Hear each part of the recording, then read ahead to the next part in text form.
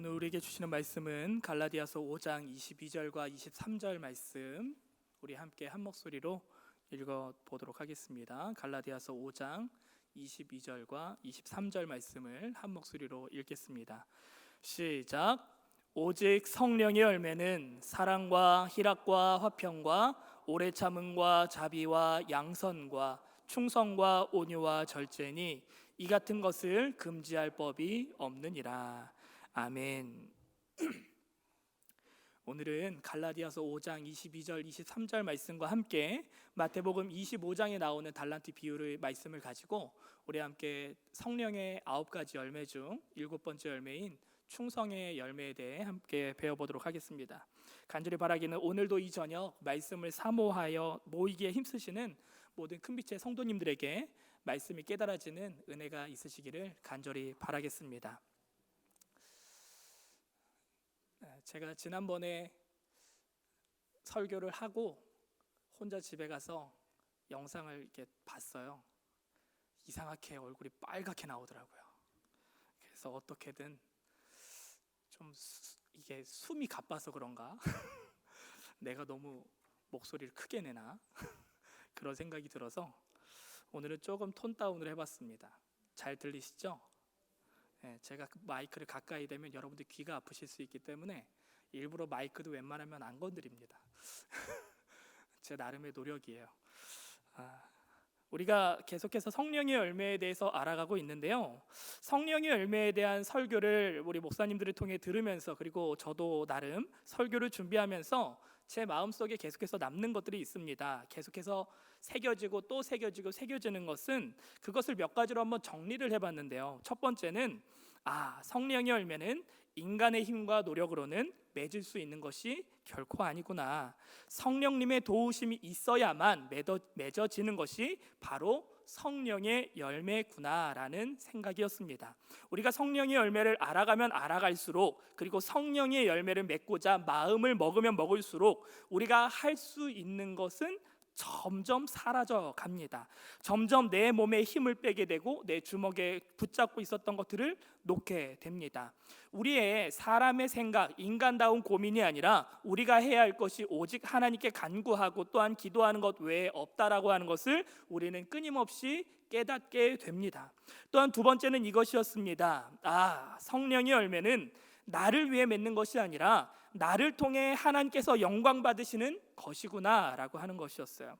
그렇지 않습니까? 나의 행실을 통해서, 나의 마음가짐, 내 말 한마디 한마디를 통해서 내가 영광을 받는다면 그것은 나의 열매일 것입니다. 결코 성령의 열매라 할 수가 없는 것이죠.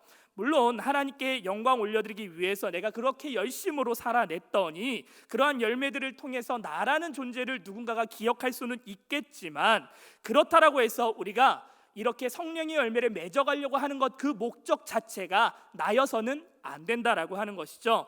내가 영광받고 내 이름이 기억되고 내가 이로써 누군가에게 인정받는 것에 그 목적이 있다라고 한다면 그것 또한 우리가 성령의 열매다라고 말할 수가 없다라고 하는 것입니다. 세 번째는 무엇이냐면, 성령의 열매의 모델은 오직 하나님이시다라고 하는 것이죠.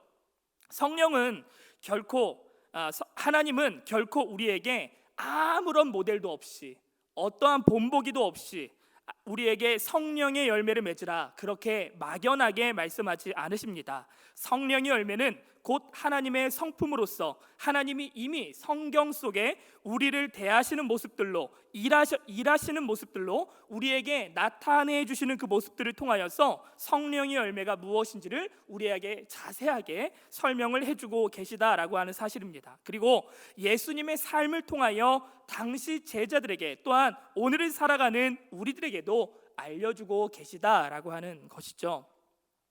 네 번째는 이것이었습니다. 성령의 열매는 변함없는 하나님의 사랑과 은혜가 깨달아지고 그것이 믿어질 때 가능한 것이구나 라고 하는 것이었어요. 성령의 열매는 변하지 않죠. 그 성품의 주인이신 하나님이 미쁘시기 때문입니다. 여러분, 미쁘다라고 하는 것이 무슨 의미입니까? 이쁘다? 아름답다? 그런 의미가 아닙니다. 변함없이 신실하다는 것을 의미합니다. 다시 말해서 하나님은 언제나 우리에게 동일하신 사랑과 동일하신 은혜를 매일마다 공급해 주십니다. 그런 하나님과 우리가 밀접한 관계를 맺어가며 그런 하나님을 우리가 늘 신실하게 믿으며 그런 하나님을 따라 맺어가는 성령의 열매는 언제나 변함이 없다라고 하는 것이죠. 하나님이 우리를 향해 향하시는 그 마음이 늘 동일하신데 우리가 하나님을 향한 그 마음이 변한다라고 하는 것은 말이 되지 않습니다. 내게 주어진 상황과 여건, 내가 지금 마주하는 문제들, 내가 지금 느끼는 그 감정에 변하는 것은 결코 성령의 열매라 말할 수가 없다라고 하는 것입니다. 물론 제가 지금 이렇게 정리한 것이 결코 성령의 열매에 대해 느낀 것의 전부다, 이게 100%다라고 말씀을 드릴 수는 없겠지만 그저 이것이 단지 일부일지라도 이를 기억하면서 오늘 말씀을 들어주신다면 우리에게 여러 가지 유익이 될 줄 믿습니다. 오늘 함께 성령의 9가지 열매 중에서도 7번째 열매인 충성의 열매를 알아가고자 합니다. 충성, 헬라어로는 피스티스라고 하는 단어인데요, 신약 성경에 244번이나 쓰여졌다라고 합니다. 벌써 이제 머리가 지끈지끈하시죠? 굉장히 많이 종종 사용된 단어인데요, 이 피스티스라고 하는 단어는요, 성경 속에서 대표적으로 믿음, 충성, 그리고 신실함으로 쓰여지고 있습니다. 그러므로 우리가 지금 충성에 대해서 알아가고자 한다면, 충성에 대해서 알고자 한다면 이 믿음과 신실함이라고 하는 것을 격리해서는 결코 알 수가 없다라고 하는 것이죠. 실제로 우리가 많이들 알고 있는 그 성경 속 영웅들은 하나님께 충성을 다했던 그 인물들의 특징은 무엇입니까? 그들은 언제나 변함없이 하나님에 대한 신실한 믿음을 가졌던 이들이고요, 그 마음을 토대로 해서 늘 하나님 앞에 신실하게 서려고 했었던 인물들이 우리가 잘 알고 있는 성경 속 영웅들이다라고 하는 것이죠. 때때로 우리가 굉장히 어려워하고 곤란해하는 것이 있을 수가 있는데요, 그것이 무엇입니까? 열심과 충성입니다. 열심과 충성의 관계. 무엇이든 열심히 하면 우리가 충성하는 것일까요? 어떤 것이든 우리가 열심히만 하면 그것은 충성하는 것일까요? 그렇지 않습니다. 우리가 내는 그 열심의 방향이 잘못되면 오히려 이를 통하여 많은 사람들이 희생을 하게 됩니다. 많은 사람들이 어려움을 겪기 마련인 것이죠. 그렇기 때문에 우리는 하나님을 위해서 충성한다고 할 때 종종 우리의 삶을 들여다볼 필요가 있습니다. 확인해 볼 필요가 있다라고 하는 것입니다. 그것은 무엇입니까? 지금 나는 하나님을 위해서 충성하며 열심히 한다라고 하는데 과연 이것이 그저 내 스스로의 열심일까? 그저 내 만족을 위한 열심인가? 아니면 진짜로 하나님을 믿는 그 믿음 안에서 나타나는 표현들인가? 라고 하는 것이죠. 그것을 확인하기 위해서는 제가 설교를 시작하면서 여러분들에게 말씀드렸던 것을 한 번 더 떠올리면 좋으실 것 같아요. 여러분에게 하나님의 영광을 드러내지 않는 것은 결코 성령의 열매가 될 수 없다라고 말씀을 드렸습니다. 그렇다면 이 꼴은 내가 하나님께 충성한다라고 했을 때 나의 충성을 통해서 하나님의 영광을 받으신다라고 한다면 내가 애쓰고 수고함을 통해서 나는 사라지고 하나님만이 드러나는 그 삶을 살아낸다면 그것이 바로 성령의 열매다라고 하는 것이죠. 그렇기 때문에 만약 내 주변에 누군가가 정말 열심히 하는 사람이 있습니다. 매우 헌신적입니다. 매우 사명감이 투철한 사람입니다. 이 사람이 이것이 과연 자신의 열심인지 아니면 하나님을 향한 충성인지라고 하는 것을 확인하기 위해서는 한 가지만 확인해 보면 되겠죠. 그를 통해 하나님이 높임받고 있는가? 그렇다고 물론 내 옆에 앉은 성도님들을, 내 시야에 들어오는 성도님들을 마치 무언가 기준을 정하고 잣대를 정해서 감시하듯 보면 안 되는 것이죠. 성경은 늘 나를 비추는 거울이 되어야 하는 거니까요. 자기 일에 열심인 사람은 이런 말을 자주 한다고 합니다. 나 못해. 나 안 해. 왜요? 이런 이유 때문에, 저런 사람들 때문에 나는 안 할 거야. 이런 이야기를 많이 한다고 합니다. 만약에 내가 하나님께 충성함으로 어떤 일이든 하고 있다라고 생각을 했는데 나는 지금 하나님께 충성하면서 굉장히 열심으로 살아내고 있다라고 하는데 그것이 그 일을 그만두어야 할 이유가 내 상황과 내 감정과 내 개인적인 이유라고 한다면 그것은 충성이라 말하기가 어렵다라고 하는 것입니다. 물론 건강상의 이유로 또는 부득이한 사정으로 인해서 그 일을 그만두어야 할 때도 있겠지만 그러나 우리가 예를 들자면 컨디션이 좋지 않아, 저 사람이 미워, 이러한 감정들, 내 상황들 때문에 그만두는 것이라면 그것은 충성이라 말할 수가 없다라고 하는 것입니다. 여러분, 전쟁을 합니다. 여러분들도 다들 총을 들고 나가서 전쟁터에서 싸워야 합니다. 그런 상황에 내가 충성스러운 군사라고 한다면, 충성스러운 부하라고 한다면 내 컨디션에 따라, 그리고 내 옆에 있는 전우가 마음에 들지 않으므로, 또한 우리 집에 기분 나쁜 일이 있어서 전쟁터에 나가지 않겠습니까? 내가 진짜 충성스러운 부하라면? 그렇지 않겠죠?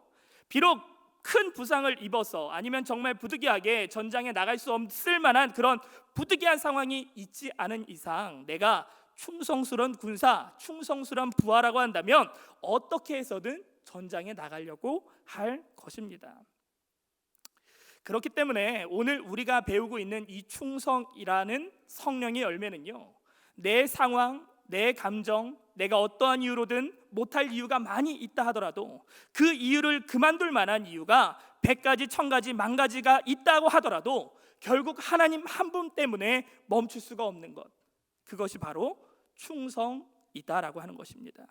하나님이 부어주신 사랑, 하나님이 부어주신 그 은혜 때문에 내가 그만둘 만한 이유들이 이렇게 많고 지금 멈춰서야 할 만한 이유들이 이렇게 많다 할지라도 단 하나, 하나님의 그 사랑과 하나님의 은혜 때문에 멈출 수가 없는 것, 그것이 바로 충성이다라고 하는 것입니다. 어떤 사람이 타국으로 길을 떠나면서 자신에게 믿을 만한 종들을 불러서 그들에게 각기 달란트를 맡겨 주었습니다. 마태복음 25장에 나오는 말씀인데요, 한 사람에게는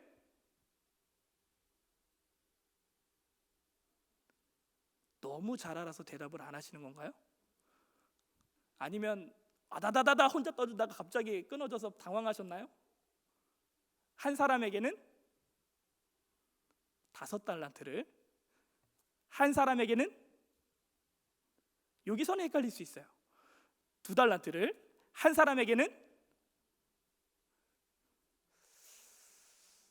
이게 원래 다들 아신다는 전제하에 말씀을 나눠야 되는데 말씀부터 다시 읽어야 되는 거 아닙니까? 자, 다시 한번 하겠습니다. 한 사람에게는 5달란트를, 한 사람에게는 2달란트를, 한 사람에게는, 갑자기 잠이 확 깨시죠? 맡기고 길을 떠났습니다. 그리고 오랜 후에 돌아와서 그 종들을 불러놓고 결산하는 때가 되었습니다. 5달란트 받은 종은 자신이 애쓰고 수고하여 5달란트를 더 들고 가져와서 주인 앞에 결산을 하죠. 2달란트 받은 종은 2달란트를 더 가지고 와서 주인 앞에 결산을 합니다. 그런데 마지막 1달란트를 받은 종은 어땠습니까? 마태복음 25장 24절과 25절 말씀을 함께 읽도록 하겠습니다. 시작.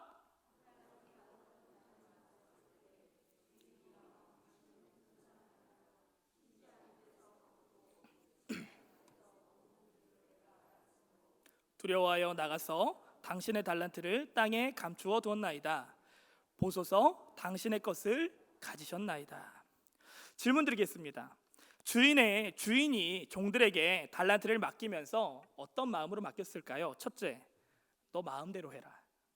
둘째, 너희에게 내가 맡기는 일을 너희가 열심히 해라. 1번과 2번. 3번이요? 2번이겠죠? 당연히 후자일 것입니다. 질문 한 가지를 더 드려볼까요? 그렇다면 주인이 지금 달란트를 맡기면서 이 일을 자기의 일처럼 여기기를 원할까요? 아니면 자신의 일이 아니게끔 여기길 원할까요? 50대 50인데 몇 번이요? 1번이겠죠?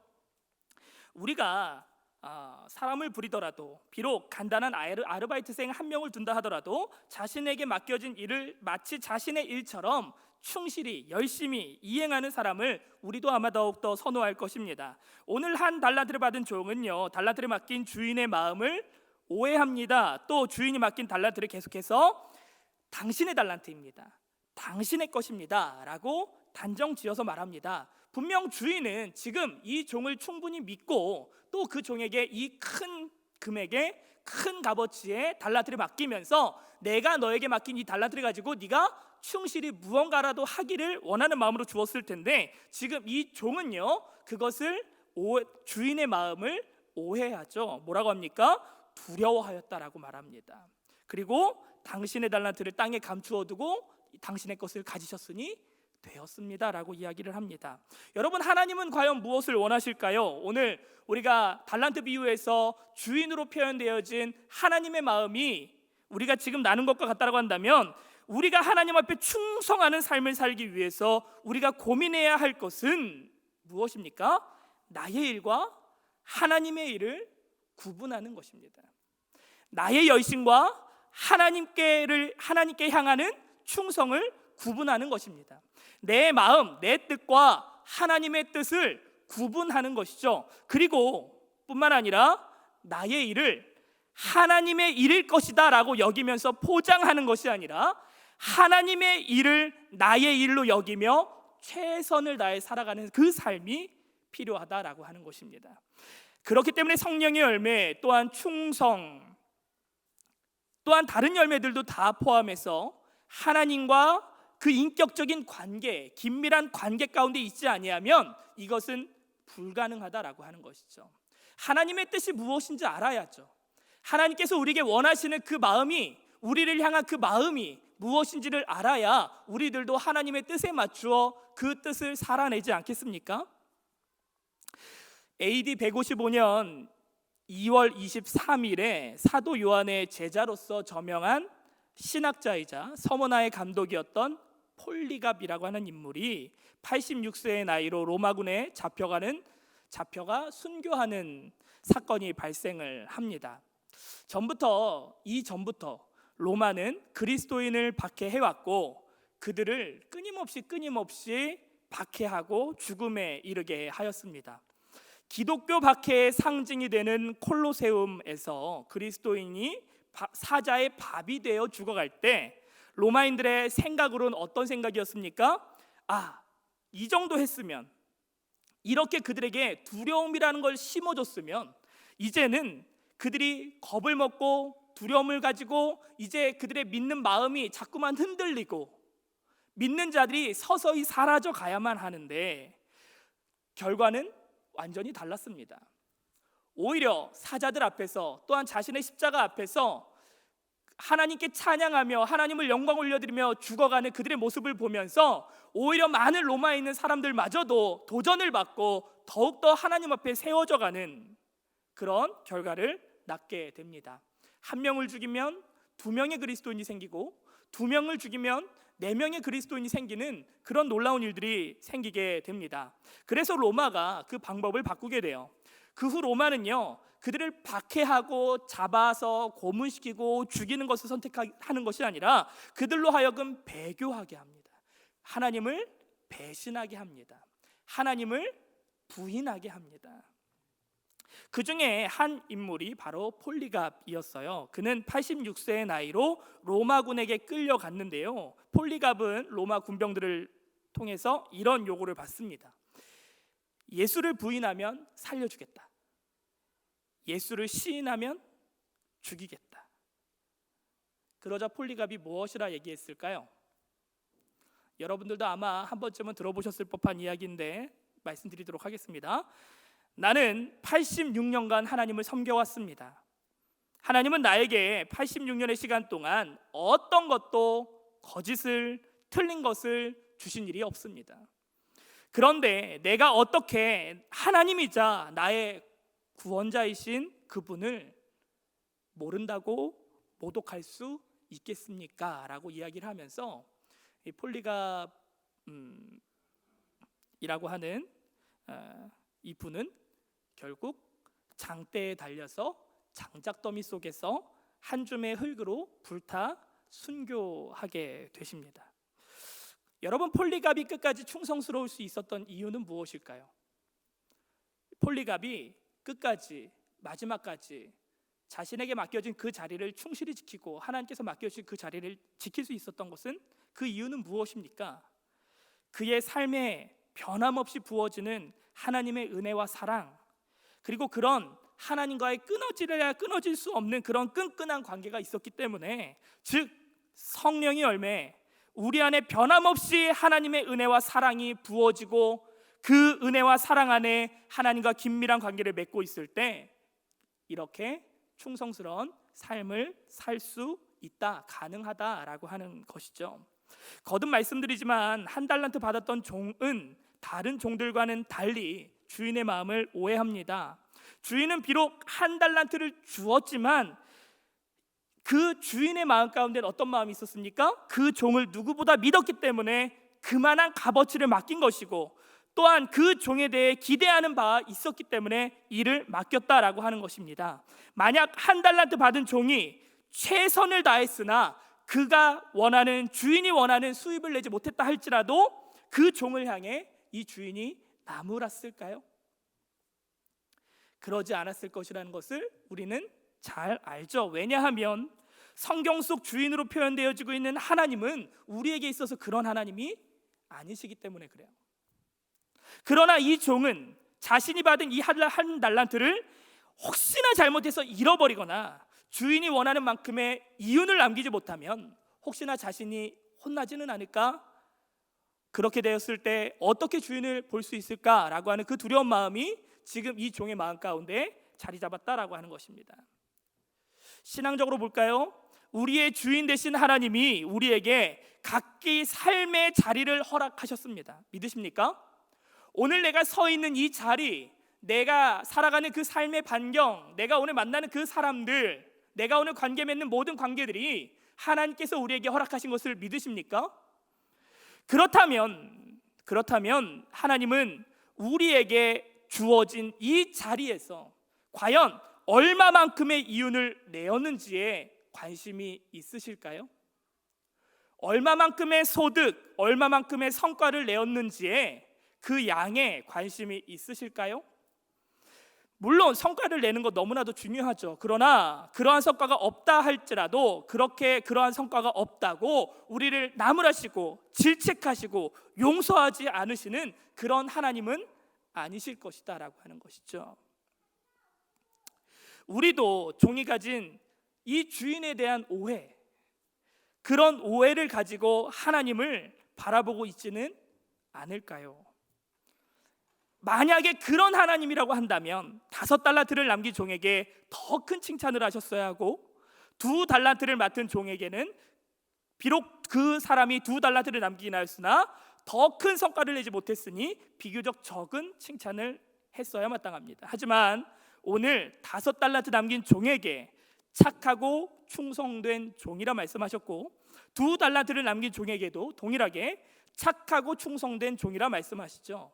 동일하게 착하고 충성된 종이며 나와 함께 잔치 자리에 들 자임을 말씀하고 계십니다. 즉 하나님은 양에 관심이 있으신 것이 아니라 지금 우리에게 맡겨진 그 자리에서 우리가 얼마나 충실하게, 얼마나 성실하게, 얼마나 최선을 다해서 살아내고 있느냐, 하나님은 그것에 관심이 있으시다라고 하는 것입니다.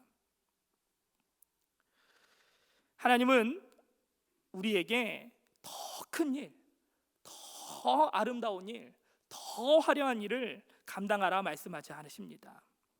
우리를 부르신 그 자리가 어떤 자리이든 우리를 세워주신 그 자리에서 우리가 하나님 앞에 충성하고 성실하게 살아가기를 주님은 원하십니다. 하나님이 다윗에게 사무엘을 통해 기름을 부으시게 하셨을 때, 그리고 그를 왕으로 쓰시겠다라고 말씀하셨을 때, 비록 다윗은 그에게서 왕다운 모습을 찾아볼 수는 없었습니다.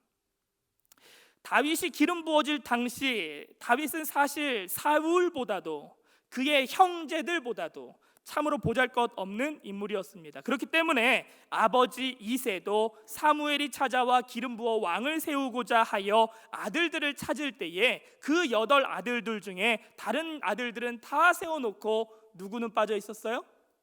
다윗은 그 후보 선상에 제외되어 있었습니다. 하지만 하나님은 마음의 중심을 보셨고 다윗에게 기름을 부으시고 그를 쓰시겠다 말씀하셨습니다. 다윗의 머리에 기름이 부어지고 그가 앞으로 왕이 될 상인가 라고 하나님 앞에 부름을 받았을 때, 그 계획을 알게 되었을 때 그렇다라고 해서 다윗에게 달라진 것은 아무것도 없었습니다. 그는 여전히 양을 치고 위험한 삶을 살아가고 고된 삶을 살아가는 동일한 삶을 살고 있었습니다. 그러던 중에 이스라엘과 블레셋이 전쟁을 하여 다윗이 골리앗과 싸우기 위해 나가려 할 때, 사울도 형들도 다른 군사들도 모든 이들이 절대로 불가능하다라고 그를 붙잡을 때 다윗은 이런 고백을 합니다. 사무엘상 17장 37절 말씀인데요, 함께 읽어볼까요? 시작.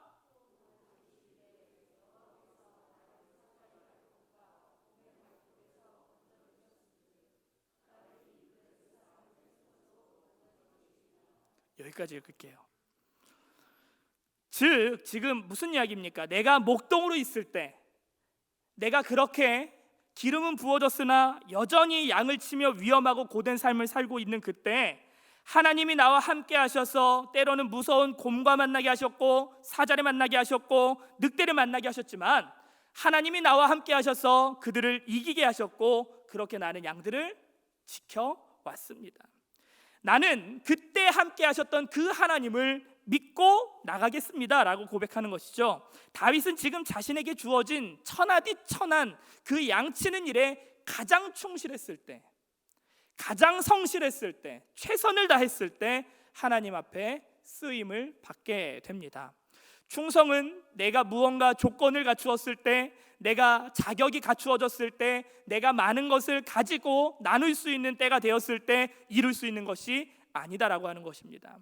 비록 지금의 나는 보잘것없고 아무것도 아닌 존재이나, 비록 내게 맡겨진 환경은 열악하고 내게 주어진 상황들은 참으로 보잘것없다 하나, 하나님이 지금 나를 부르신 그 자리에서 하나님을 믿는 그 믿음을 가지고 우리가 하나하나 최선을 다하며 나갈 때, 성실할 때, 그것이 바로 충성이다 라고 하는 것입니다.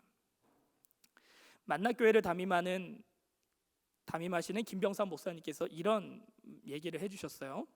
오늘 함께 본 마태복음 25장 5달란트와 2달란트를 맡은 종들에게 주인이 이렇게 얘기를 하죠. 잘하였도다 착하고 충성된 종아, 내가 적은 일에 충성하였음에 많은 것을 내게 맡기리니 내 주인의 즐거움에 참여할지어다 라고 말씀을 합니다. 적은 일에 충성하였으니 더 많은 것은, 더 큰 일을 내가 너에게 맡기겠다. 너무 귀한 말씀이죠. 우리에게 또 하나의 소망이 되는 말씀과도 같습니다. 그런데 내가 지금 내 삶 가운데 만족하지 못하고 더 큰 일을 위해, 더 많은 일을 맡기 위해서 지금 내게 맡겨진 이 일을 그저 참고만 있는 것이다 라고 한다면 여러분 과연 그것을 충성이라 말할 수 있겠느냐라고 하는 것이죠.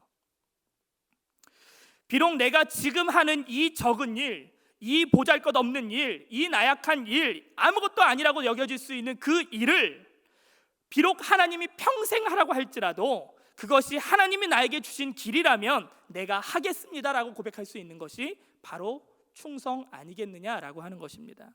여러분 지금 무슨 이야기를 하고 있습니까? 너는 금그릇이야, 너는 은그릇이야, 너는 나무그릇이야, 너는 질그릇이야, 이것을 나누라고 하는 것이 아닙니다.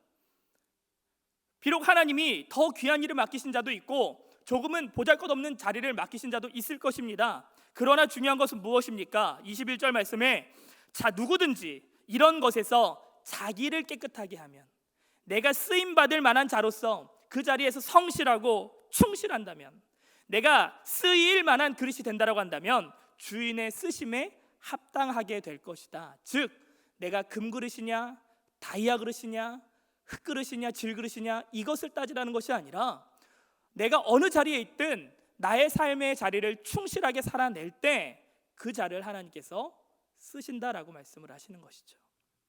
말씀을 정리할까요?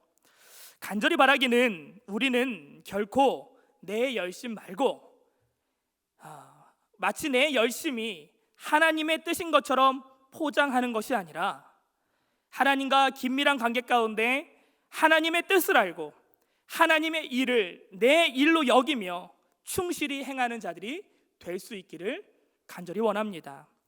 내 상황, 내 감정들로 인해서 그만두는 것이 아니라 비록 그만둘 만한 이유가 100가지, 1000가지, 10,000가지라 하더라도 나에게 동일한 사랑, 동일한 은혜를 부어주시는 그 하나님 한 분 때문에 그 하나님 한 분 때에라도 우리가 끊임없이 우리에게 맡겨진 자리에서 충실히 세워져가는 우리 성도님들 되어주시기를 간절히 바랍니다. 또한 여전히 우리를 향해 신실하신 그 하나님, 변함없으신 그 사랑과 은혜를 부어주시는 하나님, 그 하나님과 늘 긴밀한 가운데 우리에게 맡겨주신 이 자리, 나와 관계 맺게 하신 이 사람, 내 가정, 내 직장, 내게 주어진 이 공동체, 내 삶의 반경 가운데 비록 이 자리가 나약하고 부족하다 할지라도 그것이 참으로 보잘것없고 아무것도 아니라고 여겨지는 그런 자리다 할지라도 변함없이 하나님이 맡겨주셨으니 내가 이 자리에서 충실히 성실히 진실되이 살아내겠습니다 라고 고백할 수 있는 우리 모든 큰빛의 성도님들 되어주시기를 간절히 바랍니다. 그렇게 어떤 상황 가운데서도 변하지 않고 하나님을 신실히 믿는 가운데 우리의 삶의 자리를 충실히 충성하여 지켜나가는 우리 모든 큰빛의 성도님들 되어주시기를 간절히 바랍니다. 우리 함께 찬양하겠는데요, 아까 전에 함께 찬양했던 주님 다시 오실 때까지. 주님, 내가 가는 이 길이 참으로 좁은 길 같습니다. 좁은 문 같습니다.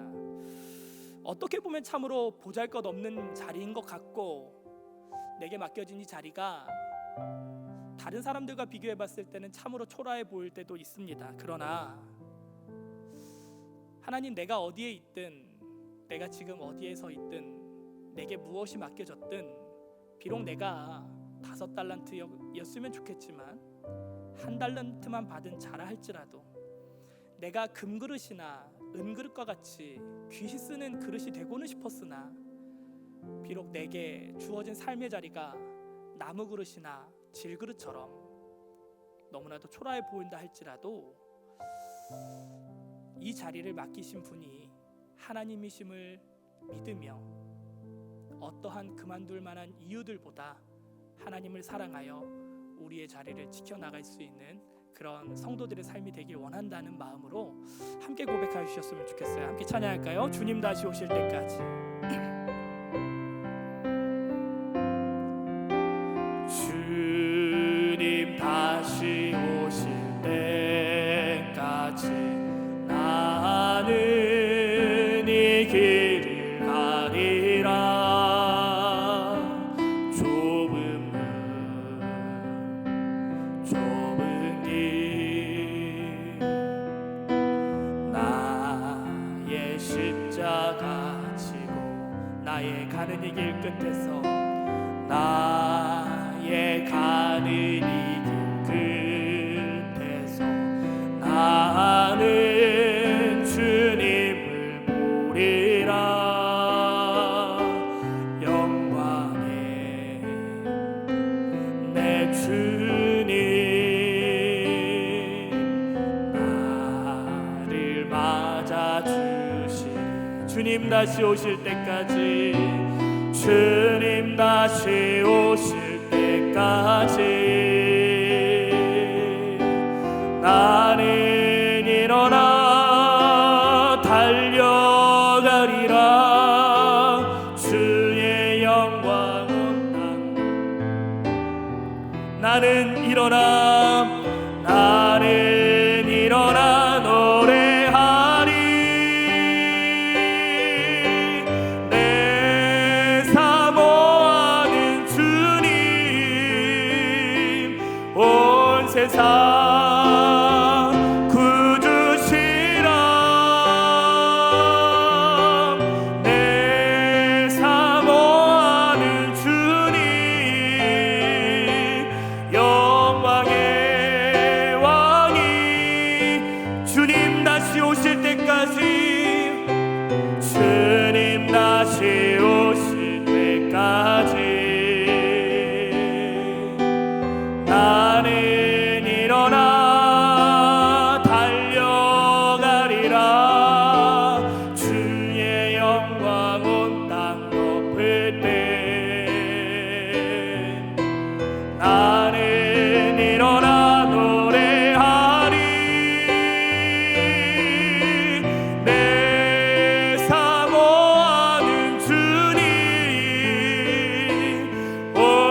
세상 구주시라